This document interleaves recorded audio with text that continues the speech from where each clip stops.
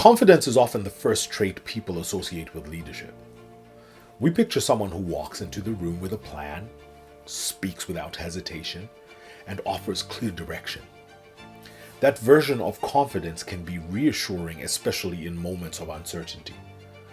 But it can also become a costume. Projecting certainty isn't the same as leading with clarity. And decisiveness on its own doesn't guarantee wisdom. The question then isn't just whether confidence is needed. It's what kind of confidence serves the work best. But there's a danger in mistaking confidence for clarity or decisiveness for wisdom. I've seen teams lose their way under leaders who couldn't admit that they didn't know. I've also seen momentum stall when a leader second guesses every move. So the question isn't whether a leader should be confident, it's what kind of confidence they carry and whether it's paired with enough humility to make it trustworthy.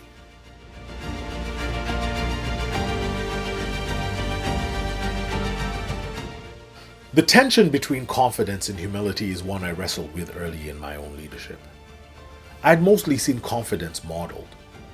What I didn't see were the moments of hesitation, the quiet wrestling behind decisions, or the late night doubt. I assumed confidence was the most important characteristic of leadership because that's what was visible. I thought good leaders had to have answers, had to speak with conviction, and had to move quickly and decisively. But later I began to notice something else. Leaders who didn't always have the answers, but who asked better questions. Leaders who listened carefully, solicited multiple perspectives, and made space for complexity. They still understood their role as decision makers, still recognized that they were being looked to for direction, but they practiced discernment. Their experience helped them move quickly when needed, but they balanced that with a disciplined effort to gather insight, test assumptions, and invite real dialogue before deciding. They weren't the ones always speaking first or the loudest, but they're the ones people trusted when it mattered.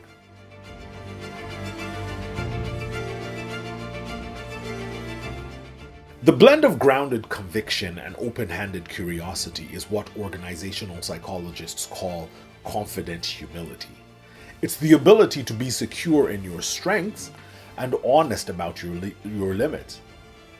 Adam Grant puts it plainly, confidence without humility breeds arrogance. Humility without confidence yields debilitating doubt. But he doesn't stop there. In his book, Think Again, he argues that confident humility is what allows leaders to revise their opinions, ask for help, and rethink decisions without losing credibility.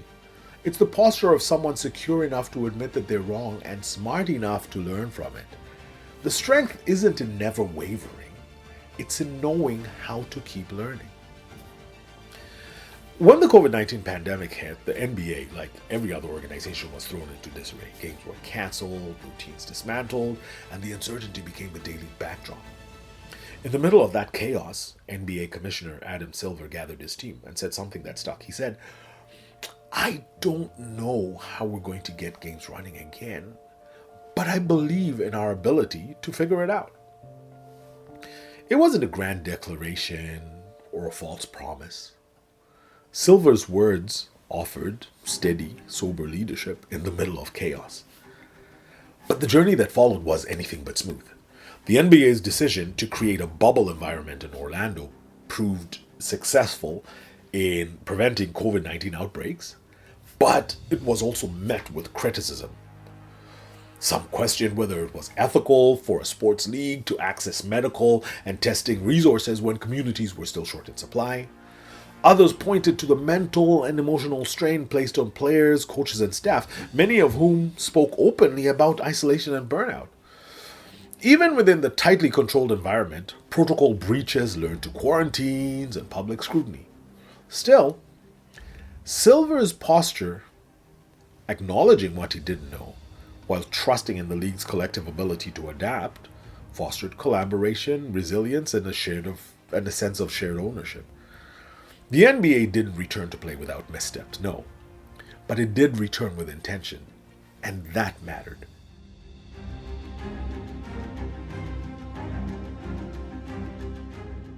I've learned the value of confident humility, the balance between knowing what I bring and acknowledging what I still need to learn.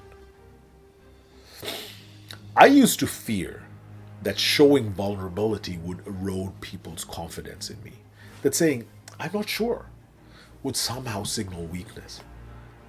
But what I found was the opposite. When I named what I didn't know and sought out others who did, trust deepened. People leaned in. The decisions were made stronger, not because I controlled the outcome, but because I invited collective wisdom into the process. And yet, not all leaders choose that path. Some double down on projection and polish, masking uncertainty with certainty.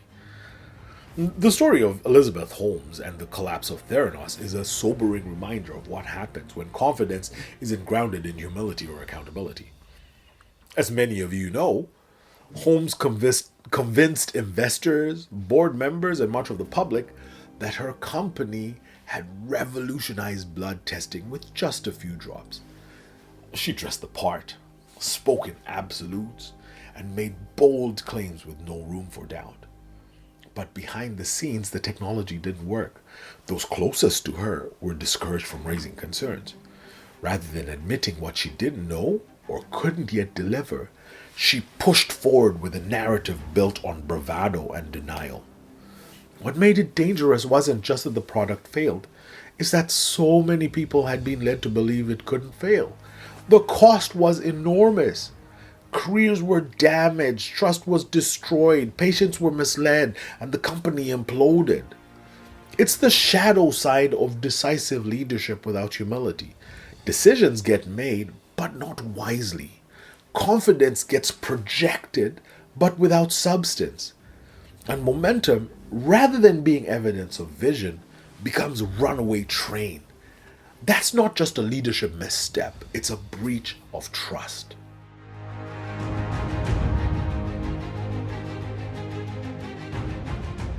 So, how do you cultivate this kind of confident humility? It isn't a one-time decision. It's a way of moving through leadership with both self-awareness and curiosity. Here are a few practices that have helped me. The first is adopt a learner's posture. Don't lead with a need to be right. Lead with a desire to learn. Ask questions, not to appear engaged, but to actually understand. When you model curiosity, you signal to your team that growth matters more than ego. As Florin Lungu puts it, influential leaders aren't the ones with all the answers. They're the ones asking the right questions. Second, name your limits without shame.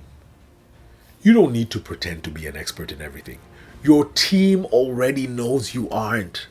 Saying, that's not my area, but I love your perspective, isn't an abdication of leadership.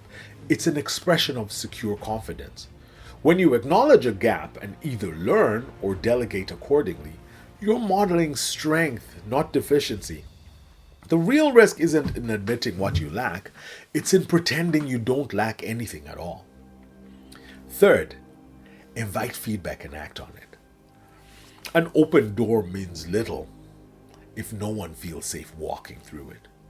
Make feedback a part of your rhythm. Ask your team what you could be doing better. Create space for hard truths. And when people show up, show them it mattered. Thank them. Make changes. Let their input shape your leadership. The goal isn't just to gather ideas, it's to build a culture where insight travels freely without fear.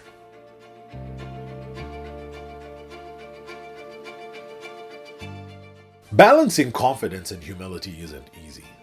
Most of us drift towards one side or the other depending on the day, the pressure, or the room we're in.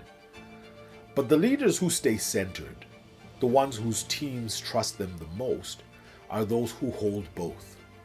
A steady belief in the mission and a willingness to keep learning along the way. It's a balance worth fighting for. Because when confidence runs unchecked, it becomes bravado, bluster that masks fragility. And when humility is overextended, it can paralyze a leader with self-doubt, leaving teams unsure of who or what to follow. Neither extremes serve the work, but together Curiosity and conviction can keep a leader grounded, responsive, and trustworthy. That's the kind of confidence people follow, not because it never falters, but because it never pretends, and because it knows that finding the way forward is not done alone on a mountaintop, but in a space of curiosity and mutual respect.